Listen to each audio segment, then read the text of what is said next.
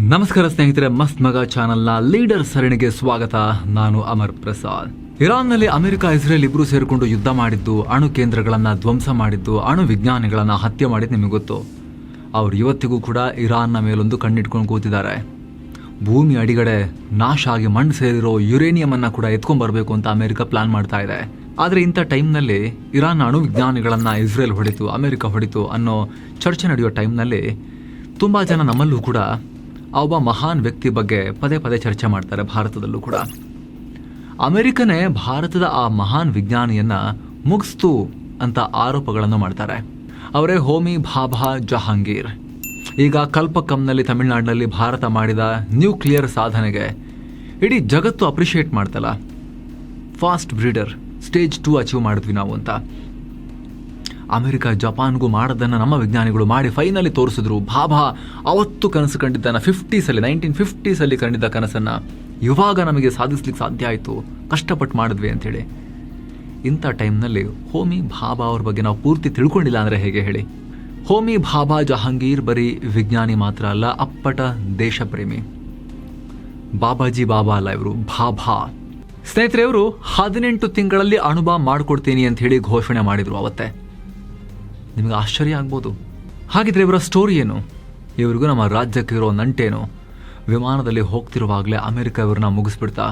Documents ಏನು ಹೇಳ್ತವೆ? ಭಾರತದ ಅಣು ಕ್ಷೇತ್ರದ ಅತಿ ದೊಡ್ಡ ಹೆಮ್ಮರ ಒಂದರ ಸ್ಟೋರಿಯನ್ನು ಇವತ್ತು ಡೀಟೇಲ್ ಆಗಿ ತಿಳ್ಕೊಳ್ತಾ ಹೋಗೋಣ. ಎಂಜಿನಿಯರಿಂಗ್ ಬೇಡ, ಫಿಸಿಕ್ಸ್ ಬೇಕು.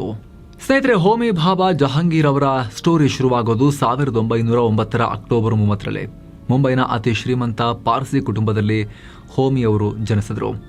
ಇವರ ತಂದೆ ಜಹಾಂಗೀರ್ ಹಾರ್ಮುಸ್ಜಿ ಭಾಭಾ ಆಗಿನ ಕಾಲಕ್ಕೆ ಮುಂಬೈನ ಫೇಮಸ್ ಲಾಯರ್, ಜೊತೆಗೆ ಟಾಟಾ ಫ್ಯಾಮಿಲಿಗೆ ತುಂಬಾನೇ ಆಪ್ತರಾಗಿದ್ದ ಫ್ಯಾಮಿಲಿ.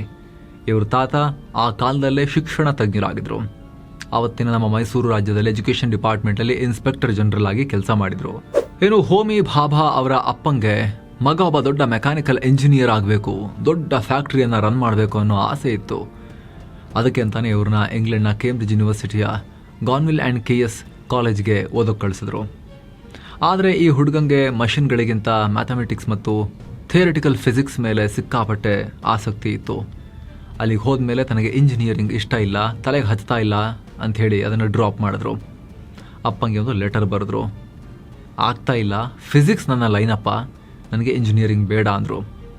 ಆಗ ಅಪ್ಪ ಒಂದು ಕಂಡೀಷನ್ ಹಾಕ್ತಾರೆ, ನೋಡೋ ಮೊದಲು ನೀನು ಇಂಜಿನಿಯರಿಂಗ್ನಲ್ಲಿ ಫಸ್ಟ್ ಕ್ಲಾಸ್ನಲ್ಲಿ ಪಾಸ್ ಆಗು, ಆಮೇಲೆ ನಿನಗೆ ಬೇಕಾಗಿದ್ದನ್ನು ಓದು ಅಂತ ಆಫರ್ ಕೊಡ್ತಾರಪ್ಪ. ಸೊ ಇನ್ನೇನು ಮಾಡೋದು? ಅಪ್ಪ ಕಡಾಖಂಡಿತವಾಗಿ ಹೇಳಿಬಿಟ್ರಲ್ಲ, ಏನಾದ್ರು ಮಾಡು, ಫಸ್ಟ್ ನಾನು ಹೇಳಿದ್ ಮಾಡು ಅಂಥೇಳಿ. ಹಾಗಾಗಿ ಭಾಭಾ ಅಪ್ಪ ಹೇಳಿದ್ದನ್ನು ಫಾಲೋ ಮಾಡಿದ್ರು. ಏನೋ ಕಷ್ಟಪಟ್ಟು ಇಂಜಿನಿಯರಿಂಗ್ ಮುಗಿಸಿ ಆಮೇಲೆ ಮತ್ತೆ ಫಿಸಿಕ್ಸ್ ಓದ್ತೀನಿ ಅಂತ ಬಂದರು ಹೊಸದಾಗಿ. ಅಲ್ಲಿ ಶುರುವಾಯಿತು ಸಂಶೋಧನೆ. ಇಷ್ಟಪಟ್ಟ ಸಬ್ಜೆಕ್ಟ್ ಕಡೆಗೆ ಬಂದ ಭಾಭಾ ಒಂದರ ಹಿಂದೊಂದು ಸಂಶೋಧನೆಗಳನ್ನು ಮಾಡ್ತಾರೆ. ಇಡೀ ಜಗತ್ತೇ ತಿರುಗಿ ನೋಡೋ ರೀತಿ ಮಾಡ್ತಾರೆ. ಜಗತ್ತಲ್ಲೇ ಮೊದಲ ಬಾರಿಗೆ ಕಾಸ್ಮಿಕ್ ಕಿರಣಗಳ ರಹಸ್ಯವನ್ನು ಭೇದಿಸ್ತಾರೆ. ಅಂದರೆ ಎಲೆಕ್ಟ್ರಾನ್ ಮತ್ತು ಪಾಸಿಟ್ರಾನ್ಗಳು ಹೇಗೆ ಡಿಕ್ಕಿ ಹೊಡಿತವೆ ಅಂತ ಇಡೀ ಪ್ರಪಂಚಕ್ಕೆ ತೋರಿಸ್ಕೊಟ್ರು. ಇದನ್ನು ಇವತ್ತಿಗೂ ಸೈನ್ಸ್ ಪುಸ್ತಕಗಳಲ್ಲಿ ಭಾಭಾ ಸ್ಕ್ಯಾಟರಿಂಗ್ ಅಂತಲೇ ಕರೀತಾರೆ. ಜೊತೆಗೆ ಕ್ಯಾಸ್ಕೇಡ್ ಥಿಯರಿ ಅನ್ನೋ ದೊಡ್ಡ ಕಾನ್ಸೆಪ್ಟ್ ಕೊಡ್ತಾರೆ. ಅಂದರೆ ಬಾಹ್ಯಾಕಾಶದಿಂದ ಬರೋ ಕಿರಣಗಳು ಭೂಮಿಯ ವಾತಾವರಣಕ್ಕೆ ಬಡಿದಾಗ ಹೇಗೆ ಮಳೆ ಹನಿ ಥರ ಸಾವಿರಾರು ಪಾರ್ಟಿಕಲ್ಸ್ ಆಗಿ ಒಡೆದು ಹೋಗ್ತವೆ ಅಂತ ಲೆಕ್ಕ ಹಾಕಿ ತೋರಿಸ್ತಾರೆ. ಇದರ ಪರಿಣಾಮ ಇಡೀ ಯುರೋಪ್ನಲ್ಲೇ ಭಾಭಾ ಅಂದರೆ ಸೆನ್ಸೇಷನ್. ಇದೆಲ್ಲ ಆಗ್ತಿರ್ಬೇಕಾದ್ರೆ 1939ರಲ್ಲಿ ಭಾಭಾ ಒಂದು ಚಿಕ್ಕ ವೆಕೇಷನ್ಗೆ, ರಜೆಗೆ ಅಂತ ಭಾರತಕ್ಕೆ ಬಂದಿರ್ತಾರೆ. ಅದೇ ಟೈಮ್ಗೆ 2ನೇ ಮಹಾಯುದ್ಧ ಶುರು ಆಗಿ ಹೋಗಿರುತ್ತೆ. ಇಡೀ ಯುರೋಪ್ ಹೊತ್ತಿ ಉರಿಯೋಕ್ಕೆ ಶುರುವಾಗಿರುತ್ತೆ. ವಾರ್ ಕಾರಣದಿಂದಾಗಿ ಭಾಭಾ ಅವರಿಗೆ ವಾಪಸ್ ಲಂಡನ್ಗೆ ಹೋಗೋಕ್ಕಾಗಲ್ಲ ಕೂಡಲೇ. ಇದು ಮುಂದೆ ನಮ್ಮ ದೇಶದ ಭಾರತದ ಹಣೆ ಬರಹವನ್ನು ಚೇಂಜ್ ಮಾಡುತ್ತೆ. ಟಾಟಾ ಪ್ಲಸ್ ಭಾಭಾ, TIFR ಹುಟ್ಟಿದ ಕಥೆ. ಲಂಡನ್ ಕನಸು ಕಮರಿದ ಮೇಲೆ ಭಾಭಾ ಸುಮ್ಮನೆ ಕೂರಲಿಲ್ಲ. 1940ರಲ್ಲಿ ನಮ್ಮ ರಾಜ್ಯಕ್ಕೆ ಬರ್ತಾರವರು. ನೇರವಾಗಿ ಬೆಂಗಳೂರಿನ ಇಂಡಿಯನ್ ಇನ್ಸ್ಟಿಟ್ಯೂಟ್ ಆಫ್ ಸೈನ್ಸ್ಗೆ ಬರ್ತಾರೆ. ಅಲ್ಲಿ ಆಲ್ರೆಡಿ ನೊಬೆಲ್ ಪ್ರಶಸ್ತಿ ಪಡೆದಿದ್ದ ಸರ್ CV ರಾಮನ್ ಅವರೊಂದಿಗೆ ಸೇರಿಕೊಳ್ತಾರೆ. CV ರಾಮನ್ ಅವರ ಜೊತೆಯಲ್ಲೇ ಭಾಭಾ ಕೂಡ ರೀಡರ್ ಇನ್ ಫಿಸಿಕ್ಸ್ ಆಗಿ ಕೆಲಸ ಶುರು ಮಾಡ್ತಾರೆ. ಇಲ್ಲಿ ಕೆಲಸ ಮಾಡ್ತಿರ್ಬೇಕಾದ್ರೆ ಭಾಭಾ ಅವರಿಗೆ ಒಂದು ಕಟುವಾದ ಸತ್ಯ ಅರ್ಥ ಆಗುತ್ತೆ. ನಮ್ಮ ದೇಶದಲ್ಲಿ ಟ್ಯಾಲೆಂಟ್ ಕಮ್ಮಿ ಇಲ್ಲ, ಸಿಕ್ಕಾಪಟ್ಟೆ ಇಂಟೆಲಿಜೆಂಟ್ ಇದ್ದಾರೆ. ದೊಡ್ಡ ಮಟ್ಟದ ರಿಸರ್ಚ್ ಮಾಡೋಕ್ಕೆ ಒಂದೇ ಒಂದು ಹೈ ಕ್ಲಾಸ್ ಇನ್ಸ್ಟಿಟ್ಯೂಟ್ ಇಲ್ಲ ಅಷ್ಟೇ, ಅದು ಪ್ರಾಬ್ಲಮ್ಮು ಅಂತ ಹೇಳಿ ಅವ್ರಿಗೆ ಬೇಸರ ಆಗುತ್ತೆ. 1943 JRD ಟಾಟಾ ಅಂದರೆ ಸರ್ ದೊರಾಬ್ಜಿ ಟಾಟಾ ಟ್ರಸ್ಟ್ಗೆ ಒಂದು ಐತಿಹಾಸಿಕ ಪತ್ರವನ್ನು ಬರೆದು ಬಿಡ್ತಾರೆ ಇವರು. ಆ ಲೆಟರ್ನಲ್ಲಿ ಅವರು ಬರೆದ ಲೈನ್ ಈ ಥರ ಇತ್ತು: ನಮ್ಮ ಭಾರತದಲ್ಲಿ ಫಂಡಮೆಂಟಲ್ ಫಿಸಿಕ್ಸ್ ರಿಸರ್ಚ್ ಮಾಡೋಕ್ಕೆ ಒಂದು ದೊಡ್ಡ ಸ್ಕೂಲ್ ಇಲ್ಲ. ನಾವು ಇದನ್ನು ಶುರು ಮಾಡಲೇಬೇಕು. ನಾವು ರಿಸರ್ಚ್ ಶುರು ಮಾಡಿದ್ರೆ ನಮ್ಮ ದೇಶದ ಟ್ಯಾಲೆಂಟ್ ಹೊರಗಡೆ ಹೋಗೋದನ್ನು ತಪ್ಪಿಸಬಹುದು ಅಂತ ಹೇಳ್ತಾರೆ. JRD ಟಾಟಾ ಅವರಿಗೆ ಈ ಐಡಿಯಾ ಸಿಕ್ಕಾಪಟ್ಟೆ ಇಷ್ಟ ಆಗುತ್ತೆ. ಏನೇ ಆಗಲಿ ಫಂಡಿಂಗ್ ಮಾಡ್ತೀವಿ ಅಂತ ಒಪ್ಕೊಳ್ತಾರೆ. ಸ್ನೇಹಿತರೆ, ರಿಸರ್ಚ್ಗೆ ಫಂಡಿಂಗ್ ಕೊಡೋದು ಅಂದರೆ ಅದು ದಾನಕ್ಕೆ ಕೊಟ್ಟ ಹಣದ ಲೆಕ್ಕ. ರಿಟರ್ನ್ಸ್ ಬಗ್ಗೆ ಯೋಚನೆ ಕೂಡ ಮಾಡಬಾರ್ದು. ಅದು ಯುದ್ಧದ ಟೈಮ್. ಇಂಥ ಹೊತ್ತಲ್ಲಿ ಟಾಟಾ ರಿಸ್ಕ್ ತಗೊಂಡೇ ಬಿಡ್ತಾರೆ. ಇದರ ಪರಿಣಾಮ 1945 December 19 Tata institute of fundamental research TIFR ಸ್ಥಾಪನೆಯಾಗುತ್ತೆ. ಇದು ಮೊದಲಿಗೆ ಬೆಂಗಳೂರಲ್ಲೇ ಶುರುವಾಗಿ ಆಮೇಲೆ ಮುಂಬೈಗೆ ಶಿಫ್ಟ್ ಆಗುತ್ತೆ. ಇದೇ TIFR ಮುಂದೆ ಭಾರತದ ಅಣುಶಕ್ತಿ ಮತ್ತು ಸ್ಪೇಸ್ ಪ್ರೋಗ್ರಾಂಗಳಿಗೆ ಅತಿ ದೊಡ್ಡ ಅಡಿಪಾಯ ಆಯಿತು. ಇನ್ನು ಸ್ನೇಹಿತರೆ, ನಡುವೆ ಒಂದು ಸಣ್ಣ ಮನವಿ ನಿಮ್ಮ ಬಳಿ. ನಮ್ಮ ಇಂತಹ ಕೆಲಸಕ್ಕೆ ನಿಮ್ಮ ಬೆಂಬಲ ಕೊಡೋಕೆ ವಿಡಿಯೋ ಕೆಳಗಡೆ ಇರೋ ಜಾಯಿನ್ ಬಟನ್ ಮೂಲಕ ನೀವು ಕೂಡ ಮಸ್ಮಗ ಪ್ರೀಮಿಯಂ ಮೆಂಬರ್ಸ್ ಆಗ್ಬೋದು. ನಿಮ್ಮ ಒಂದೊಂದು ಮೆಂಬರ್ಶಿಪ್ ಕೂಡ ನಮ್ಮ ತಂಡಕ್ಕೆ ನೀವು ಕೂಡ ಅತಿ ದೊಡ್ಡ ಬೆಂಬಲ. ಜೊತೆಗೆ ಪ್ರತಿಯೊಬ್ಬ ಮೆಂಬರ್ಸ್ಗೂ ಕೂಡ ಮೆಂಬರ್ ಓನ್ಲಿ ವಿಡಿಯೋಸ್ ಮತ್ತು ಕಾಂಟೆಂಟ್ನ ಡೆಲಿವರ್ ಮಾಡ್ತಾ ಇದ್ದೀವಿ ನಾವಲ್ಲಿ. ಆಸಕ್ತರು ವಿಡಿಯೋ ಕೆಳಗಿರೋ ಜಾಯಿನ್ ಬಟನ್ ಚೆಕ್ ಮಾಡಿ ಬನ್ನಿ, ಕಂಟಿನ್ಯೂ ಮಾಡೋಣ. ಯುರೇನಿಯಂ ಇಲ್ಲ, ಭಾಭಾ ಬಿಟ್ರು ಥೋರಿಯಂ ಬ್ರಹ್ಮಾಸ್ತ್ರ. ಸ್ನೇಹಿತರೆ, Tata institute of fundamental research open ಆಗಿ 2 ವರ್ಷಕ್ಕೆ ದೇಶಕ್ಕೆ ಸ್ವಾತಂತ್ರ್ಯ ಸಿಗುತ್ತೆ. ನಂತರ ಪ್ರಧಾನಿ ಜವಾಹರ್ಲಾಲ್ ನೆಹರು ಜೊತೆ ಭಾಭಾ ಕೈ ಜೋಡಿಸ್ತಾರೆ. ಹಾಗೆ ನೋಡಿದ್ರೆ ಈ ಅಣು ಕಾರ್ಯಕ್ರಮದ ಬಗ್ಗೆ ಮೊದಲು ಯಾರಿಗೂ ಅಷ್ಟಾಗಿ ಹೋಪ್ ಇರಲಿಲ್ಲ. ಆದರೆ ಭವಿಷ್ಯದ ಶಕ್ತಿ ಇರೋದೇ ಅಣುಶಕ್ತಿಯಲ್ಲಿ, ನಮಗೆ ನ್ಯೂಕ್ಲಿಯರ್ ಪವರ್ ಬೇಕೇ ಬೇಕು ಅಂತ ನೆಹರು ಅವರಿಗೆ ಭಾಭಾ ಪಾಠ ಮಾಡಿದ್ರು, ಬುದ್ಧಿ ಹೇಳಿದ್ರು. ಆತ ನೆಹರು ಕೂಡ ಅಣುಶಕ್ತಿ ಡೆವಲಪ್ ಮಾಡೋಕ್ಕೆ ಏನೆಲ್ಲ ಬೇಕೋ ಎಲ್ಲ ಸಪೋರ್ಟ್ ಕೊಡ್ತೀವಿ ಅಂತ ಮಾತು ಕೂಡ ಕೊಟ್ಟರು. ಆದರೆ ಇಲ್ಲಿ ಪ್ರಾಬ್ಲಮ್ ಏನು ಗೊತ್ತಾ? ನ್ಯೂಕ್ಲಿಯರ್ ಪವರ್ಗೆ ಬೇಕಾದ ಯುರೇನಿಯಂ ನಮ್ಮ ಭಾರತದಲ್ಲಿ ತುಂಬ ಕಮ್ಮಿ ಇತ್ತು.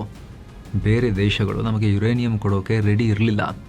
ಆಗ ಭಾಭಾ ತಮ್ಮ ಮಾಸ್ಟರ್ ಮೈಂಡ್ ಯೂಸ್ ಮಾಡ್ತಾರೆ. ನಮ್ಮಲ್ಲಿ ಯುರೇನಿಯಂ ಕಮ್ಮಿ ಇರ್ಬೋದು, ಆದರೆ ಥೋರಿಯಂ ಅನ್ನೋ ವಸ್ತು ಸಿಕ್ಕಾಪಟ್ಟೆ ಇದೆ ಅನ್ನೋದನ್ನು ಕ್ಯಾಲ್ಕುಲೇಟ್ ಮಾಡ್ತಾರೆ. ಇದಕ್ಕಾಗಿ ಅವರು 3 ಸ್ಟೇಜ್ ನ್ಯೂಕ್ಲಿಯರ್ ಪ್ರೋಗ್ರಾಮ್ ಅನ್ನೋ ಜೀನಿಯಸ್ ಪ್ಲಾನ್ ರೆಡಿ ಮಾಡ್ತಾರೆ. ಇದು ಹೇಗಿತ್ತು ಅಂದ್ರೆ ನಾವು ಡೀಟೇಲ್ ಆಗಿ ಈ ರಿಪೋರ್ಟ್ ನಲ್ಲಿ ಎಕ್ಸ್ಪ್ಲೈನ್ ಮಾಡಿದೀವಿ ಸ್ನೇಹಿತರೆ. ಅಂದ್ರೆ ಮೊದಲ ಹಂತದ ಬೈ ಪ್ರಾಡಕ್ಟ್ ನಿಂದ 2ನೇ ಹಂತ, 2ನೇ ಹಂತದ ಬೈ ಪ್ರಾಡಕ್ಟ್ ನಿಂದ 3ನೇ ಹಂತ. ಅಲ್ಟಿಮೇಟ್ ಆಗಿ ಸಾವಿರಾರು ವರ್ಷ ಕಾಲ ಭಾರತಕ್ಕೆ ಎನರ್ಜಿ ಪ್ರಾಬ್ಲಮ್ ಆಗಬಾರ್ದು. ಥೋರಿಯಂ ಇಂದ ಯುರೇನಿಯಂ ಮಾಡಿಕೊಂಡು ನಾವು ಅಣುಶಕ್ತಿ ಮಾಡ್ಕೋಬೇಕು. ಆ ರೀತಿ ಐಡಿಯಾ ಇದು. ಫುಲ್ ಡೀಟೇಲ್ಸ್ ನಿಮಗೆ ಈ ವಿಡಿಯೋದಲ್ಲಿ ಎಕ್ಸ್ಪ್ಲೇನ್ ಮಾಡಿದ್ದೀವಿ. ಮತ್ತೆ ಇದರಲ್ಲಿ ಅಗೇನ್ ಅದನ್ನು ಹೇಳಿದ್ರು ಅರ್ಥ ಇರೋದಿಲ್ಲ. ಸೊ ಈ ಪ್ಲಾನ್ ಇಟ್ಕೊಂಡು 1956 ಆಗಸ್ಟ್ 4 ಮಧ್ಯಾಹ್ನ 3:45 ಅಪ್ಸರಾ ಅನ್ನೋ ನ್ಯೂಕ್ಲಿಯರ್ ರಿಯಾಕ್ಟರ್ ಶುರುನೂ ಆಗುತ್ತೆ. ಇದು ಇಡೀ ಏಷ್ಯಾದಲ್ಲೇ, ಚೈನಾ ಹತ್ರ ಕೂಡ ಇರಲ್ಲ, ಏಷ್ಯಾದಲ್ಲೇ ಮೊದಲ ನ್ಯೂಕ್ಲಿಯರ್ ರಿಯಾಕ್ಟರ್ ಆಗಿತ್ತು. ಇಡೀ ಜಗತ್ತು ಅಣು ಟೆಕ್ನಾಲಜಿಗೆ ಕಣ್ಣು ಬಿಡ್ತಾ ಇದ್ದ ಕಾಲದಲ್ಲಿ ಭಾರತದಲ್ಲಿ ಭಾಭಾ ಅದನ್ನು ಮಾಡಿ ತೋರಿಸಿದ್ರು. 18 ತಿಂಗಳಲ್ಲೇ ಅಣು ಬಾಂಬ್ ಗುಡುಗಿದ ಹೋಮಿ ಭಾಭಾ. ಎಲ್ಲವೂ ಆರಾಮಾಗಿ ನಡೀತಾ ಇತ್ತು. ಆದರೆ 1962 ಚೀನಾ ಜೊತೆಗಿನ ಯುದ್ಧ ಆಗಿ ಭಾರತಕ್ಕೆ ಹಿನ್ನಡೆಯಾಯಿತು. ಇಡೀ ದೇಶದಲ್ಲಿ ಭಯದ ವಾತಾವರಣ ಸೃಷ್ಟಿ ಮಾಡಿತು. ಅಷ್ಟೇ ಅಲ್ಲ, ಅದಾದ 2 ವರ್ಷಕ್ಕೆ 1964 ಚೀನಾ ತನ್ನ ಮೊದಲ ಅಣುಬಾಂಬ್ ಪರೀಕ್ಷೆಯನ್ನು ಕೂಡ ಮಾಡಿಬಿಡ್ತು. ಇದು ಭಾರತಕ್ಕೆ ಶಾಕ್ ಮೇಲೆ ಶಾಕ್. ಆಗ ಭಾರತಕ್ಕೆ ಅಸ್ತಿತ್ವಕ್ಕೇನೆ ದೊಡ್ಡ ಚಾಲೆಂಜ್ ಅನ್ನು ಚೀನಾ ಮಾಡಿತ್ತು. ಪಕ್ಕದಲ್ಲೇ ಇರೋ ಯುದ್ಧ ಮಾಡಿರೋ ರಾಷ್ಟ್ರದ ಬಳಿ ಅಣುಬಾಂಬ್ ಬಂದಿದೆ ಅನ್ನೋದು, ನಮ್ಮ ಹತ್ರ ಇಲ್ಲ ಅನ್ನೋದು. ಇದು ನಮ್ಮ ಡಿಫೆನ್ಸ್ ಎಸ್ಟಾಬ್ಲಿಷ್ಮೆಂಟ್ನಲ್ಲಿ ಬಹಳ ಕೋಲಾಹಲಕ್ಕೆ ಕಾರಣ ಆಗುತ್ತೆ. ಇಲ್ಲಿ Homi Bhabha Jahangir all India radio ಮುಂದೆ ಕೂತು ಒಂದು ಐತಿಹಾಸಿಕ ಸ್ಟೇಟ್ಮೆಂಟ್ ಕೊಟ್ಟರು.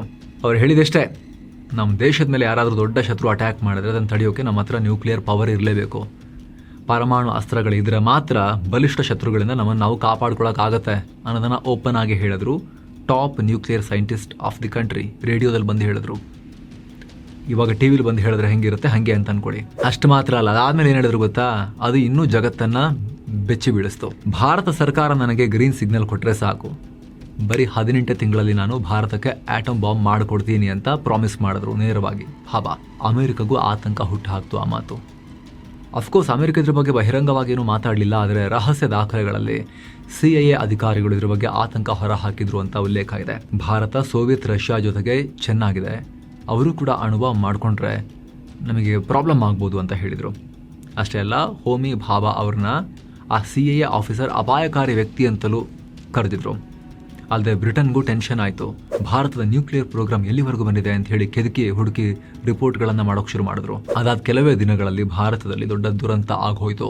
ಆಲ್ಪ್ಸ್ ಮೇಲಿನ ಸ್ಫೋಟ, CIA ಸಂಚು. ಅದು ಜನವರಿ 24, 1966 ಶಾಂತಿ ಸಮ್ಮೇಳನವೊಂದರಲ್ಲಿ ಭಾಗವಹಿಸೋಕೆ ಭಾಭಾ ಅವರು ಏರ್ ಇಂಡಿಯಾದ ಕಾಂಚನ್ ಜುಂಗಾ ವಿಮಾನದಲ್ಲಿ ಬೋಯಿಂಗ್ 707 ಅದು ಮುಂಬೈನಿಂದ ಹೊರಟರು.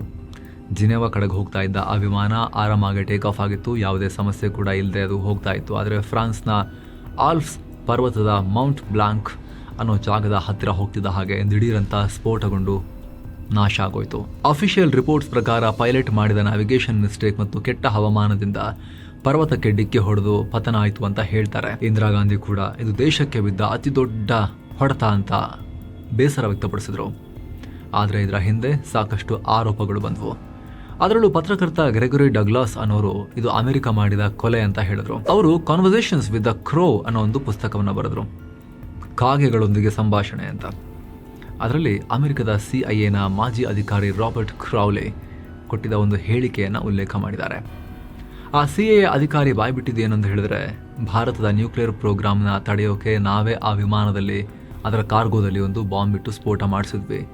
ಭಾಬಾ ನಮಗೆ ದೊಡ್ಡ ಥ್ರೆಟ್, ಅದಕ್ಕೆ ಮುಗಿಸ್ಬಿಟ್ವಿ ಅಂತ. ಆದರೆ ಇದನ್ನ ಸಾಬೀತು ಮಾಡುವಂತ ಸಾಕ್ಷ್ಯಗಳು ಸಿಗಲಿಲ್ಲ. ಆದರೆ ಭಾಬಾ ಸಾವು ಅಪಘಾತ ಅಲ್ಲ, ಹತ್ಯೆ ಇರಬಹುದು, ವಿಮಾನ ಪತನ ಅಪಘಾತ ಅಲ್ಲ, ಮಾಡಿಸಿರೋದಿರಬಹುದು ಅನ್ನೋ ಅನುಮಾನ ಇವತ್ತಿಗೂ ಇದೆ. ಆದರೂ ಕೂಡ ಸ್ನೇಹಿತರೆ, ಅವರು ಕಟ್ಟಿಕೊಟ್ಟ ಫೌಂಡೇಶನ್ ಎಷ್ಟು ಸ್ಟ್ರಾಂಗ್ ಆಗಿತ್ತು ಅಂದರೆ, ಭಾಬಾ ನಿಧನರಾದ ಕೇವಲ 8 ವರ್ಷಗಳಲ್ಲಿ 1974ರಲ್ಲಿ ಭಾರತ ಸ್ಮೈಲಿಂಗ್ ಬುದ್ಧ ಅನ್ನೋ ಆಪರೇಷನ್ ಮೂಲಕ ಮೊದಲ ಯಶಸ್ವಿ ಅಣು ಪರೀಕ್ಷೆ ಮಾಡ್ತು. ಜಗತ್ತಿಗೆ ಸಾಮರ್ಥ್ಯ ಇದೆ ಅಂತೇಳಿ ಪ್ರೂವ್ ಮಾಡ್ತು. ಆದರೆ ನಾವು ಅವತ್ತು ಅದನ್ನು ಅಣುಬಾಂಬ್ ಮಾಡೋಕೆ ಅಂತೇಳಿ ಡಿಕ್ಲೇರ್ ಮಾಡಲಿಲ್ಲ. ನಮ್ಮ ದೇಶವನ್ನು ನ್ಯೂಕ್ಲಿಯರ್ ಬಾಂಬ್ ಇರೋ ದೇಶ ಅಂತ ನಾವು ಡಿಕ್ಲೇರ್ ಮಾಡಲಿಲ್ಲ, ಅಣ್ವಸ್ತ್ರ ಮಾಡ್ಕೊಂಡಿಲ್ಲ. ನೆಕ್ಸ್ಟ್ 1998ನಲ್ಲಿ 1998ರಲ್ಲಿ ಭಾರತ ನ್ಯೂಕ್ಲಿಯರ್ ಟೆಸ್ಟ್ ಮಾಡಿ, ಬಾಂಬ್ ಟೆಸ್ಟ್ ಮಾಡಿ ಇಡೀ ಜಗತ್ತಿಗೆ ತನ್ನಂತಾನು ಅಣುಬಾಂಬ್ ಇರೋ ರಾಷ್ಟ್ರ ಅಂತ ಡಿಕ್ಲೇರ್ ಮಾಡ್ಕೊಳ್ತು. ಇದೆಲ್ಲದಕ್ಕೂ ಮೂಲ ಹೋಮಿ ಭಾಬಾ ಜಹಾಂಗೀರ್ ಅವರ ಕನಸೆ ಸ್ನೇಹಿತರೆ. ಭಾಬಾ ಅವರು ಸ್ಥಾಪನೆ ಮಾಡಿದ AEET ಸಂಸ್ಥೆಯನ್ನು ಅವರ ಸಾವಿನ ನಂತರ BARC ಅಂದರೆ ಭಾಬಾ ಅಟಾಮಿಕ್ ರಿಸರ್ಚ್ ಸೆಂಟರ್ ಅಂತ ಹೆಸರು ಬದಲಾಯಿಸಲಾಯಿತು. ಇವತ್ತಿಗೂ ಮುಂಬೈನ ಈ ಬಾರ್ಕ್ ಭಾರತದ ಅತಿದೊಡ್ಡ ಅಣುಶಕ್ತಿ ಕೇಂದ್ರ. ಸೊ ಇದು ಅಪ್ಪಟ ದೇಶಭಕ್ತ, ಒಬ್ಬ ಜೀನಿಯಸ್ ವಿಜ್ಞಾನಿಯ ರಿಯಲ್ ಸ್ಟೋರಿ. ಇವ್ರು ತಾನೇ ನಿಜವಾದ ಲೀಡರ್ ಸ್ನೇಹಿತರೆ. ನಿಮಗೆ ಏನಿಸ್ತು? ಮಿಸ್ ಇಲ್ಲದೆ ಕಾಮೆಂಟ್ ಮಾಡಿ ತಿಳಿಸಿ. ಹಾಗೆ ಇದನ್ನು ಪ್ರತಿಯೊಬ್ಬರಿಗೂ ಶೇರ್ ಮಾಡಿ. ಹಾಗೆ ಒಂದು ಸಣ್ಣ ರಿಮೈಂಡರ್, ಆಸಕ್ತ ವೀಕ್ಷಕರು ವಿಡಿಯೋ ಕೆಳಗಿರೋ ಜಾಯಿನ್ ಬಟನ್ ಮೂಲಕ ಮಸ್ತ್ ಮಗ ಪ್ರೀಮಿಯಂ ಮೆಂಬರ್ಸ್ ಆಗ್ಬೋದು. ನಮಸ್ಕಾರ.